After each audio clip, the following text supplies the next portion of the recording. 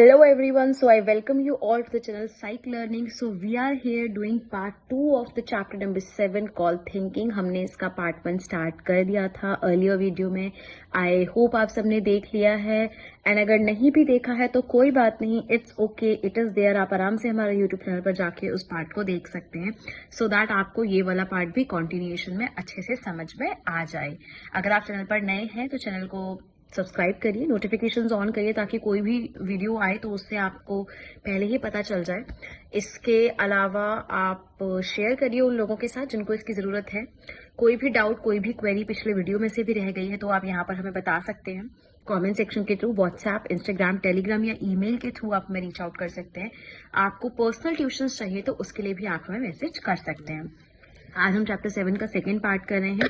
इसके बाद सिर्फ एक चैप्टर बचेगा और चैप्टर 12 के हम सारे चैप्टर्स कर चुके हैं तो आप उन्हें जाकर देख सकते हैं आपको जो भी टॉपिक की डिटेल में एक्सप्लेनेशन चाहिए. उसके अलावा भी अगर आपको और डिटेल में चाहिए तो उसके लिए आप हमें बताइए, हम जरूर उसके लिए वीडियो निकालेंगे ताकि आपको वो चीज़ समझ में आ जाए. Because yes, psychology is fun, psychology is love. तो आप जो भी एग्जाम दे रहे हैं, I wish you very very all the best for that also. चलिए स्टार्ट करते हैं. Nature and process of creative thinking. हमें ये पढ़ना है कि क्रिएटिव थिंकिंग क्या होती है, क्या क्या इसके तरीके होते हैं, क्या इसका प्रोसेस होता है. देखो, कोई भी चीज़ जो एक नॉर्मल बॉक्स से बाहर हम समझते हैं या हम सोच पाते हैं, that is called creative thinking. आप सिंपल आप देख रहे हो कि हाँ ये है कि इसका जैसे फॉर एग्जांपल स्क्रू ड्राइवर का यूज क्या है, यू आर थिंकिंग, आपको सिर्फ पता है कि हाँ नट फिक्स करना है, तो that is not a creative thinking. Creative thinking क्या होती है जब आप कुछ नया सीखते हो. जैसे कि बल्ब का आपने आविष्कार किया जिसने, ठीक है, आपने कोई अच्छी पोएट्री लिखी, आपने कोई नया ड्राइंग बनाया जो बिल्कुल नॉवल है, बिल्कुल अलग है, जो पहले से नहीं हुआ है, दैट इज क्रिएटिव. तो कोई भी चीज जो अलग है, यूनिक है, दैट इज क्रिएटिव. ऐसा नहीं है कि सिर्फ इन्वेंशन करना ही क्रिएटिविटी कहलाता है. तो क्रिएटिव थिंकिंग के नेचर क्या क्या होता है, दैट उसमें ओरिजिनलिटी होनी चाहिए, नोवेल्टी होनी चाहिए, कुछ ना कुछ नया उसमें होना चाहिए, ठीक है, और रियलिटी ओरिएंटेड होना चाहिए, चीज़ बन पानी चाहिए, और सोशली डिजायरेबल भी होना चाहिए. सोशली मतलब सोसाइटी उसे एक्सेप्ट करे, ऐसा भी कुछ होना चाहिए. इसके अलावा जेपी गिलफर्ड जो थे वो पायनर है क्रिएटिविटी में, उन्होंने बहुत काम किया है इस चीज में. सो आप ये देखो कि उन्होंने दो तरह की थिंकिंग दी. उन्होंने कहा कन्वर्जेंट थिंकिंग और डाइवर्जेंट थिंकिंग. और उन्होंने ये भी कहा कि जो डाइवर्जेंट थिंकिंग होती है वही क्रिएटिविटी होती है. कन्वर्जेंट थिंकिंग क्या होती है ना, कि आप सोचते हो कि 100 क्वेश्चन का बस एक ही आंसर हो. लेकिन डाइवर्जेंट क्या होती है कि एक क्वेश्चन के 100 आंसर हो. I repeat it again, 100 question का एक answer is your convergent thinking, जबकि एक क्वेश्चन के 100 answer is your divergent thinking. I hope you are getting it, I hope you are understanding it, ठीक है ना. इसके अलावा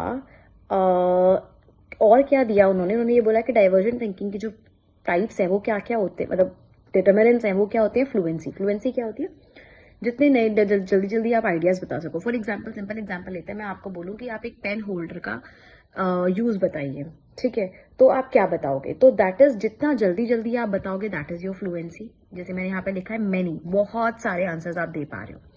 flexibility is variety. For example आप बोल रहे हो pencil stand, pen stand, eraser stand, rubber stand, sharpener stand.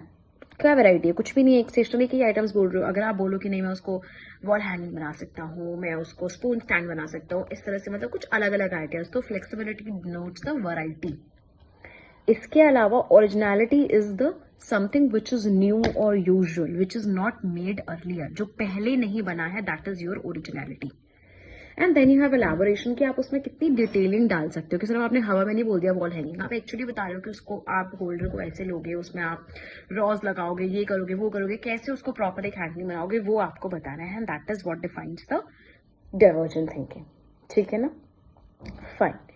उसके बाद हम इसके प्रोसेस में आते हैं. उससे पहले हम लेटरल थिंकिंग के बारे में पढ़ते हैं. एडवर्ड डी बेनो ने जो है वो लेटरल थिंकिंग दी. उन्होंने ये बोला कि जो आपका वर्टिकल थिंकिंग होता है, दो थिंकिंग है, एक है वर्टिकल थिंकिंग, एक है लेटरल थिंकिंग. आपको पता है वर्टिकल मतलब होता है स्ट्रेट, आई होप इतना तो पता है. Vertical is straight, horizontal is like slanting.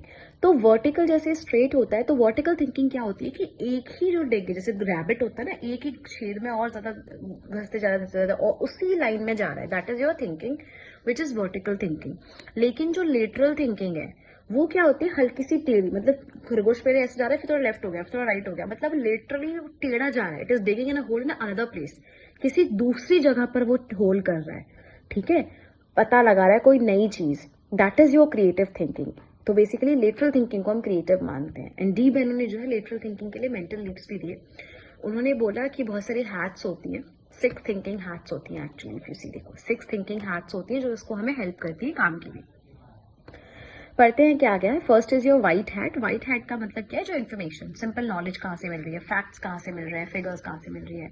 Then you have red hat which express the feelings, emotions आपके अंदर। Black hat is for the caution and logic की ध्यान से, ठीक है, कैसे होगा कैसे नहीं होगा, जजमेंट उसमें देना। Yellow hat actually works with कि कैसे जो काम है आपका वो बेनिफिशियल होगा जो आप करने जा रहे हो। Green hat is for creativity, something new you are finding. And blue hat is for the thinking about the process and the wider ideas as such. Idea आपने सोच लिया, अब आप सोच रहे हो प्रोसेस क्या होगा, किस तरीके से ये काम किया जाएगा, that will be your blue hat. Okay, clear है? ठीक है, अब हम करेंगे प्रोसेस ऑफ क्रिएटिव थिंकिंग। इसके जो प्रोसेस थे वो ग्राहम वॉलस ने दिए हैं। Graham Wallace gave the processes. सबसे पहला प्रोसेस है preparation. For example I will say कि आपको ये फाइंड करना है, तो आप क्या करोगे, आप तैयारी स्टार्ट करोगे, चलो करते हैं, सोचोगे, बहुत सोचोगे। फिर आपको नहीं समझ में आया तो फिर आप क्या करोगे, फिर इंक्यूबेशन की स्टेज आएगी। इंक्यूबेशन की स्टेज क्या होती है, जहां पर आप शांत पड़ जाओगे, आप सोचना छोड़ दोगे कॉन्शियसली। अनकॉन्शियसली वो आपके माइंड में है, आपके दिमाग में चल रहा है, बट कॉन्शियसली आपने उस चीज पर फोकस करने जो है वो छोड़ दिया है। Okay, so you are at the incubation stage.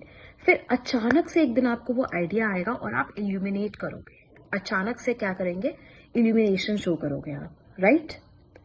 उसके बाद जब आपको आइडिया आया अचानक से, तो आप उसे वेरीफाई भी करके देखोगे ना कि जो मेरे को दिमाग में आइडिया आया वो सही भी है या नहीं है, क्या वो वर्क करेगा भी या नहीं करेगा। And this is all the stages of the creative thinking. Okay, exam में आते हैं, इंपॉर्टेंट है। फिर आता है कि क्रिएटिव थिंकिंग के लिए स्ट्रैटेजीज क्या होती है, क्या क्या करके आप जो है कर सकते हो कि क्रिएटिव थिंकिंग।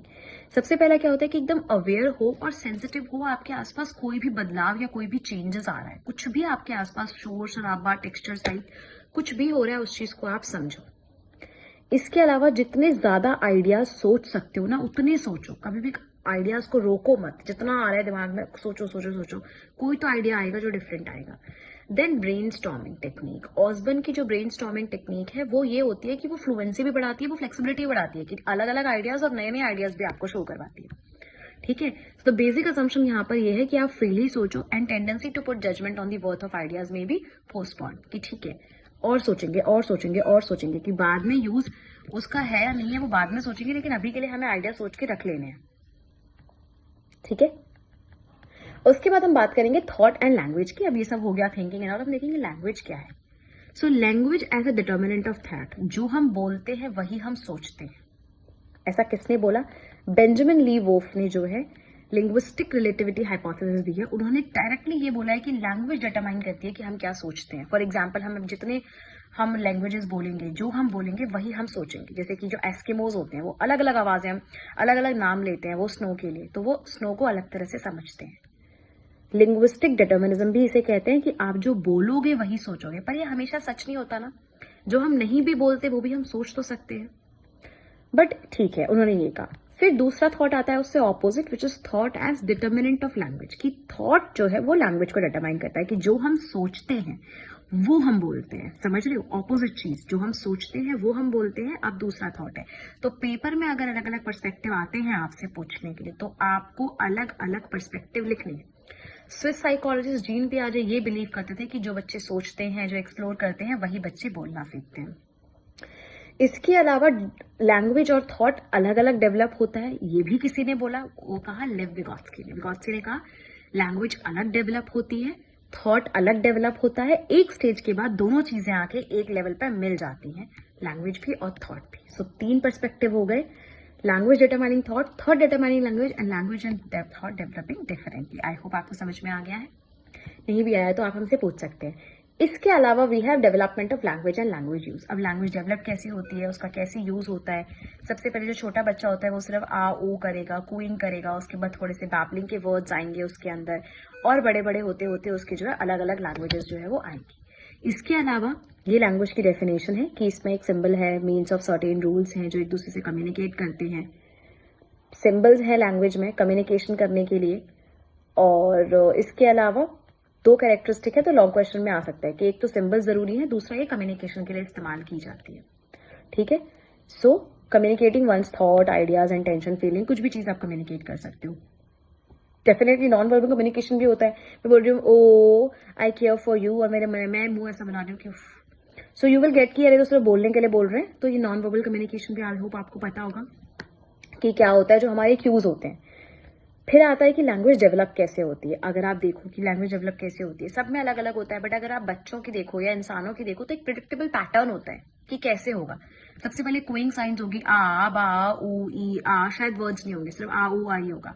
उसके बाद बैबलिंग स्टेज में आएगा बच्चा पा पा मा ऐसे वर्ड्स को रिपीट करेगा. ठीक है, इकोलेलिया होगा, मतलब एक ही चीज को रिपीट करेगा बार बार. फिर वन स्टेज आएगी, वन वर्ड स्टेज, पानी, खाना, ऐसे एक एक वर्ड बोलेगा बच्चा.